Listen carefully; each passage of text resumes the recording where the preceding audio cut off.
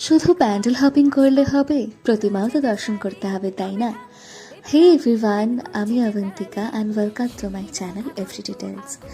আগের ভিডিওতে আমি তোমাদের সাথে বাতকুল্লার বেশ কিছু প্যান্ডেলের ভিডিও শেয়ার করি, তাই ভাবলাম প্রত্যেকটা প্যান্ডেলের প্রতিমাও তোমাদের সাথে শেয়ার করি। যারা আসেনি তারাও যাতে বাড়িতে বসেই প্রতিমা দর্শন করতে পারো। বাতকুল্লার সব থেকে মজার বিষয় হচ্ছে বাতকুল্লার হাই রোডের সাথেই কিন্তু মোটামুটি 4-5টা ঠাকুর যদি একবারে কেউ হেঁটে যায় তাহলে সে অনায়াসে দেখতে পারবে।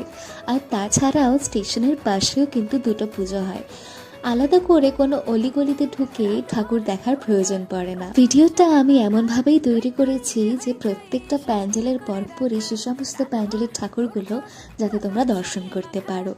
আর এই সমস্ত ঠাকুরের মধ্যে তোমার কোন ঠাকুরটা সব থেকে বেশি ভালো লাগলো সেটাও কিন্তু কমেন্ট করে অবশ্যই জানিও।